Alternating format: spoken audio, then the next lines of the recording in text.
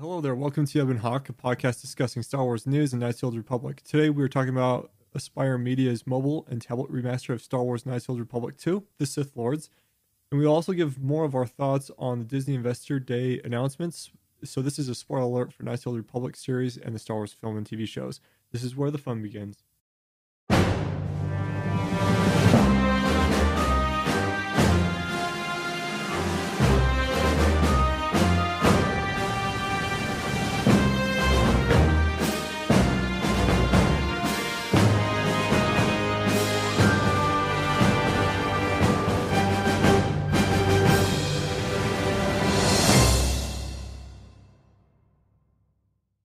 Back in December 2020, like 100 years ago, Aspyr Media released the mobile port of KOTOR 2 for Android and Apple devices. And the original KOTOR 2 was released February 2005, just kind of like right before Revenge of the Sith came out in theaters. We're coming up on 16 years of KOTOR 2, which is crazy for me to think about, but Aspyr also handled the mobile port for the first KOTOR as well. One thing I thought that was cool is they have a new widescreen feature, and it can even have like Retina 5K resolution support, and controller support and achievements have been added, which is always kind of nice to have that support. But one thing I didn't realize, and I need to correct on the Instagram page, is that there actually is downloadable content for Apple users. The restored content mod is available. I previously was under the impression that there was no restored content, but it was sweet of Aspyr to include it, and what you need to run it is the Mac version or Apple version of KOTOR 2 for that to work. I've actually been enjoying the mobile version pretty well. I'm still on Paragus, but I find that the graphics are pretty good, and the combat and the navigation is pretty easy for like a mobile game. But yeah, so I think it's a good way for a lot of people to kind of learn more about KOTOR 2 and the KOTOR series and kind of experience that universe, make it more accessible. What do you think? When they went through and they released the mobile version of KOTOR 1, they spent a lot of time just kind of touching up some of the textures and visuals and gave it kind of a remastered feel for the mobile versions. And I don't feel like this got near the attention that the first game did. I hesitate to call this a remaster, and it's definitely just a port, a PC port to the mobile version. So I'm not particularly excited about this version. Like, if you already have KOTOR 2 and you want to take it on the go, then you now have the option. But as far as like the experience of it, I'd wait for it to go on sale, essentially, is kind of where my thoughts sit on it. I don't think it's worth the $15 price tag. Cassie, why don't you talk to us about our announcement? Okay, so as of a couple days ago, I released on Instagram the announcement that the Ebon Hawk Podcast is going to be on Patreon starting on January 31st. So we've had some fun creating some tiers, and we have a giveaway that you can check out on the Instagram page, Ebon Hawk Podcast. And we're just trying to get the word out that we're going to be up and running on Patreon on January 31st, and we always appreciate your guys' support. So we're excited for the next chapter of the Ebon Hawk. Let's get in with our discussion on the Disney Investor Day announcement. So, Cassie, you've already kind of briefly shared some of your thoughts. So if you don't mind, I'm going to kind of go down the list kind of in the order that I kind of addressed these. Let's actually get started with the Rogue Squadron announcement. So I thought that Patty Jenkins' Rogue Squadron announcement was sweet. It was a cute and emotional announcement. I learned more about her as a person and a director. I mean, recently I have seen Wonder Woman 1984, If she's going to be doing Rogue Squadron, I would say don't have her write it, but direct it, and maybe give her some help with the action scenes. But I think she's a good and competent director. And I could even tell when I was watching Wonder Woman 1984 that, like, flight and people who fly planes, like, it's very near and dear to her heart, because as she said in this Rogue Squadron announcement, her father was a serviceman for the Air Force, and he actually died in service, you know, so it does mean a lot to her, and she always wanted to tell a story about people who fly, and now in this one, she gets to combine her love for Star Wars with kind of telling that story, so I think it'll be good. Like, maybe it could, I don't know if it would be in the original trilogy or sequel trilogy. I think it should be good. Maybe it could even be connected to Rogue One.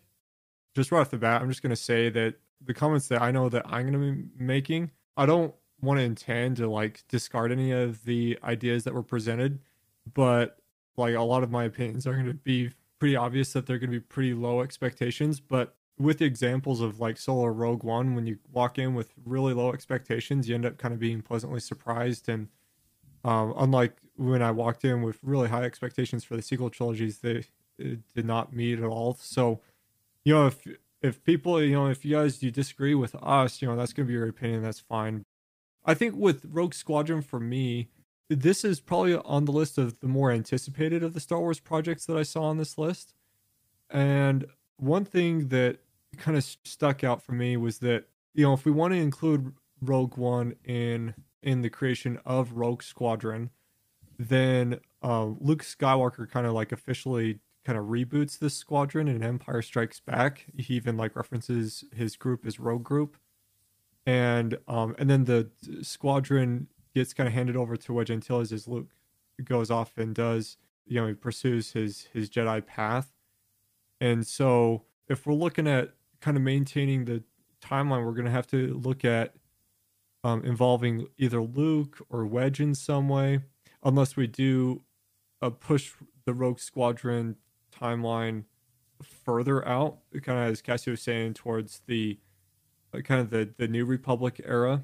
And so I'd hope that we kind of lean towards kind of that is the backstory of Rogue Squadron, and not just kind of, like, discard it and say that it just came straight from Bodhi, because it didn't.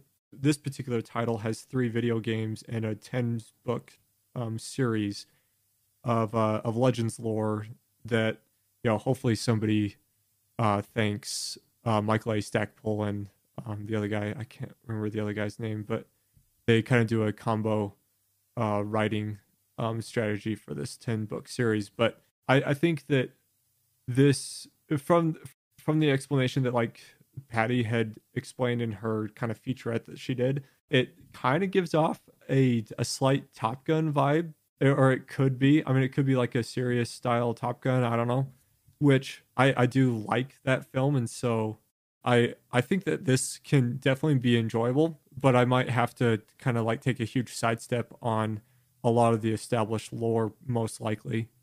Next up, let's this Untitled Taika Waititi film. I don't want to spend a whole lot of time on this one, mainly because there isn't a whole lot of information available on this on the website. It's just, like, it just says a brand new Star Wars feature with acclaimed filmmaker and Academy Award winner Taika Waititi. And you know, to be honest, I just hope it's a good thing that not a lot of info is shared. Like, this is one of those that I think Taika Waititi does a really great job when he's kind of left on his own devices, and I hope to be pleasantly surprised by whatever he cooks up.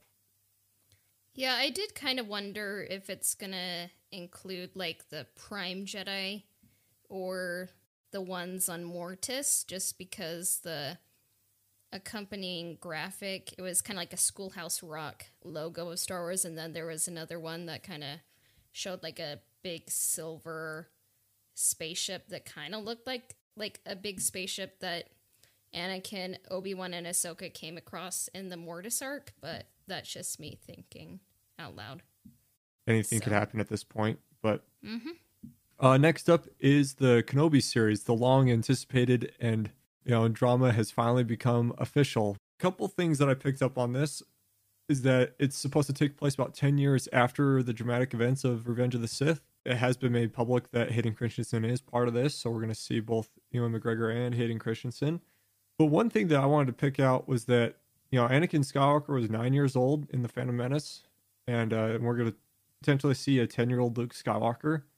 And so I'm curious to see what kind of parallels are drawn between the homestead life of Luke versus kind of the Mos Espa city life of Anakin. I think this is on my list as like the kind of the higher end anticipated films. Ian's been pretty public about being really excited working on this, and so I do hope this turns out really well. What I'm very excited about is that Deborah Chow is going to be directing this series. I think she's a strong director, and I really missed her direction in season 2. And I guess it's not the Kenobi series, it's Obi-Wan Kenobi. And I think some people are nervous about the canonical situation because it sounds like there's going to be a fight involving Obi-Wan and Darth Vader. But for me, it kind of makes sense because if you listen to the dialogue in the original trilogy, Darth Vader says, Obi-Wan once thought as you do. And in Revenge of the Sith, you never really get the vibe, like, once Obi-Wan knows that Anakin is Darth Vader, he never tries to turn him. So maybe you kind of have, like, an emotional kind of standoff, and then it becomes, like, a fight. And I guess, like, Lucasfilm is just trying to make fans happy, and, like, one of the things their fans are always talking about is the Anakin versus Obi-Wan fight. So they're like, okay, you want it? We're gonna give it to you. So number 1 most anticipated show on my list. So it is hard to believe that Obi-Wan would just sit on Tatooine for 20 years. I mean, there's like little bits and pieces of evidence that Obi-Wan had been involved with the rebel uprising to the Empire here and there. Maybe not so face-to-face involved, kind of with this anticipation of Hayden and Ewan McGregor, like a second kind of major lightsaber battle that could take place. But it's hard to believe that Obi-Wan would just sit on Tatooine the entire time, which we know that Yoda does at Dagobah, but I think Obi-Wan would have a little bit more that he'd end up doing just because Yoda is such a larger Force signature than Obi-Wan is. Some stories in old legends had Obi-Wan kind of just like do one last mission off of the planet, but it was a mission he had to take to further protect Luke and Leia. So I'm pretty sure they'll link it to the future of Luke and Leia or the galaxy or something. Like, Obi-Wan's not going to leave Tatooine for a bad reason. Later down the list, we're going to see like a return of the character of Mon Mothma, but I'm curious to see a potential return of Bail Organa in one of these series.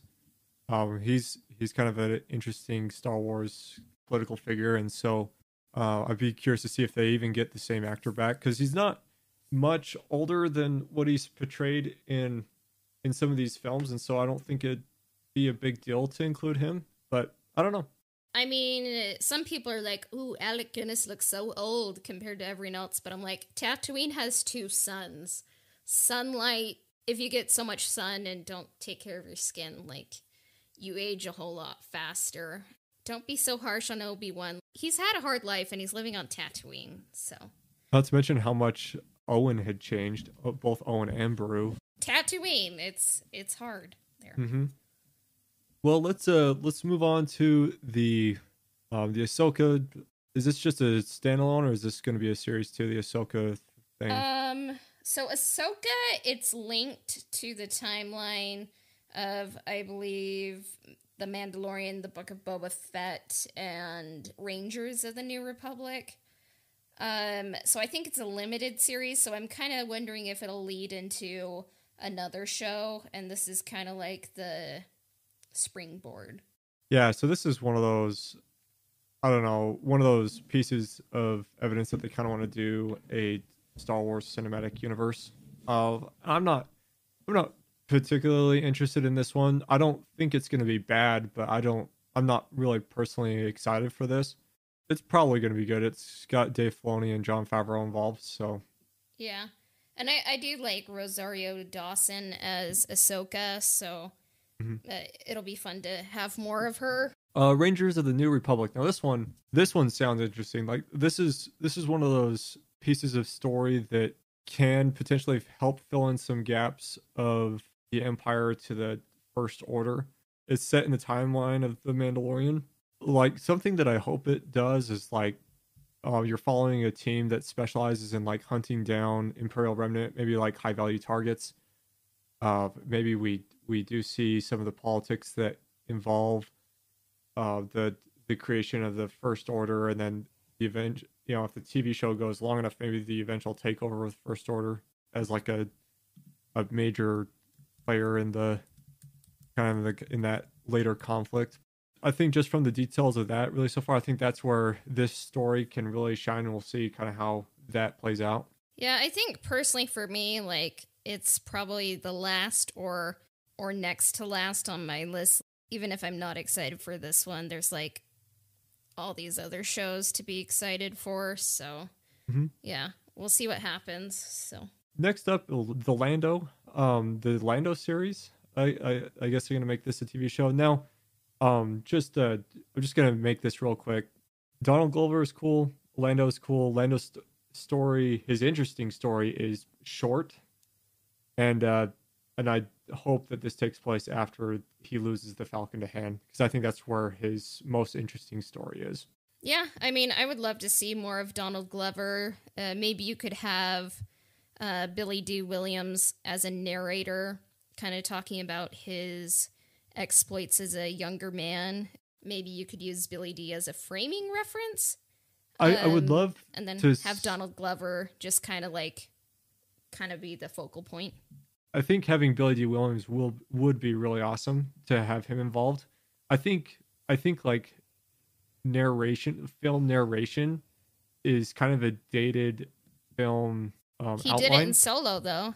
You know, he was talking about the Calrissian Chronicles in the Millennium Falcon. I'm thinking more of like just kind of like a second person narration. So something like the Artemis Fowl movie, where it has this really weird narration by Mulch Diggums kind of style, or like a documentary narration, which is kind of what that is.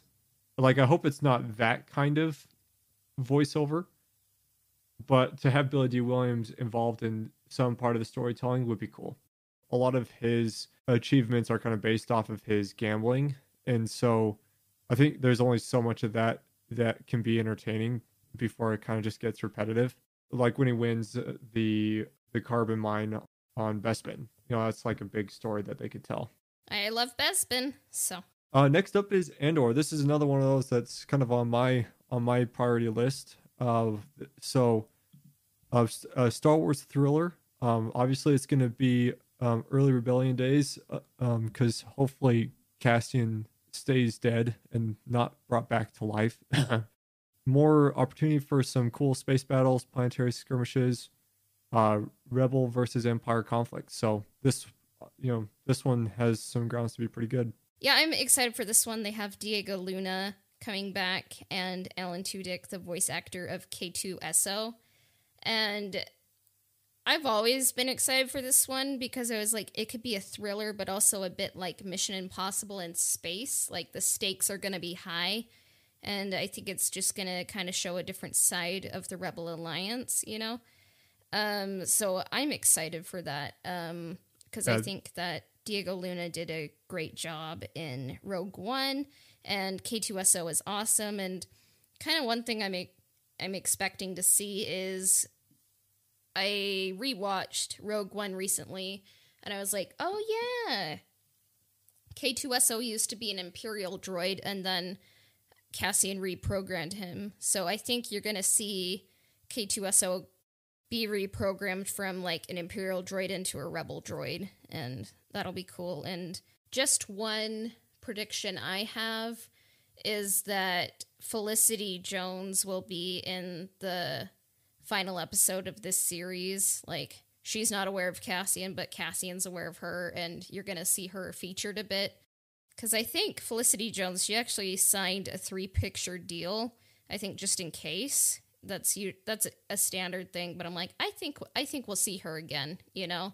So then, in a way, like, you know how Rogue One leads into A New Hope, maybe this Andor series can lead into Rogue One, and it's like, man, I'm just gonna have to watch all these back-to-back. You got Andor, you got Rogue One, and then you got A New Hope. So I think that would be awesome. Yeah, and this is the other example that I thought that we could see another appearance of Bail Organa. So I think this one has a ton of potential. I'm really excited for this one. Yeah, it's currently being filmed in England, so... And it sounds like a lot of people are going to be involved in it, like a pretty big cast, I think like 200. So it will feel like a rebellion, not just like 12 people on set of like, you know, the volume. I mean, this could even potentially take place, you know, either shortly after or around the time that Saw Gerrera is still kind of part of the main body of the rebellion. So, yeah. You know, we don't know. Next up is the Acolyte. This is kind of on the list of ignores on my list, but oh, really? Yeah. The only thing I like, I'm way excited for the timeline, like, because this is dipping us into the Old Republic. Most of these entries on the list are the original trilogy. So yeah. I'd say that the only positive takeaway I have of this is the just after High Republic era. Kind of the summary they have on it is it's a mystery thriller that'll take the audience in a galaxy of shadowy secrets and emerging dark side powers in the final days of the High Republic era. They kind of drop like the name Acolyte. I'm not sure. It's about people on the dark side. Usually they're called acolytes. So yeah, the main definition of Acolyte though is a religious figure, and you know they kind of screwed up what the Force actually means, but you know, not particularly interested in this one. And next up is the Bad Batch. I didn't really like the Bad Batch arc in the new Clone Wars series. And, you know, I'm just going to make this comment. You know, we can quote Code and Bond on this one because I definitely did make this up. But I'm pretty sure Kaminoans QA would throw out the defective genetic clones to maintain product integrity. So, you know, the Kaminoans pride their like product reliability and attention to details outlined in Attack of the Clones. I don't care about this.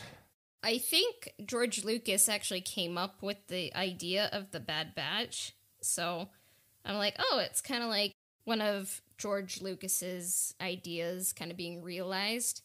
And I do like that it is animated in the same style as the Clone Wars. I kind of miss that animation style, and it looks like it's going to show the galaxy going from pre-Revenge of the Sith kind of to the transition towards the Empire, and I think we're going to see Commander Cody and a lot of other clone characters kind of deal with the fallout of Order 66 and the rise of the Empire, so I think it'll be interesting to kind of see the setting of that stage, and I think it's a love letter to the Clone Wars fans and prequel fans, so I'm excited for that. It's like, I like Cody and I like Rex, but I just think that, you know, if you have like 1% of defective clones in a batch of 1 million, it's, you know, for the pride of the Kaminoans, they would just toss them and so they don't ship defective product to the Republic. But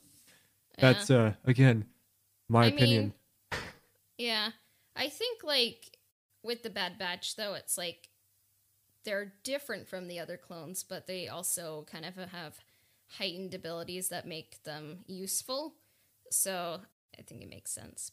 So Star Wars Visions, it's going to be... There's not a whole lot of information on it right now, but it's going to be like different animation studios kind of in the anime style being inspired by the Star Wars universe. So I kind of wonder if it's going to be like them reimagining some scenes like in the Star Wars movies, or if they're kind of telling new stories, but it's going to be in the anime style. So I think it'll be cool from an art perspective and kind of like definitely kind of continuing like George Lucas's like love of like all things like Eastern and kind of like looking for new life like in Star Wars and kind of reinterpreting things. It's probably going to be like Star Wars for the younger generation, which is fine. If it's good or whatever, yeah, it's probably not going to be for me. Same with a droid story. So we're going to be introduced to a new droid that's accompanying R2-D2 and C-3PO. If this isn't aimed at younger audiences, I'm not quite sure how interesting this is going to be. Yeah, I think it's for a younger generation, but it is going to be ILM, I think, doing the animation. So ILM is like one of the best animators, like effects workers in the industry. So yeah, it's kind of not at the top of my list, but I think a lot of kids will like it. So, and this is just kind of like what they're announcing right now. I mean, of course, with the end of the second season of The Mandalorian, of course, the Book of Boba Fett was announced.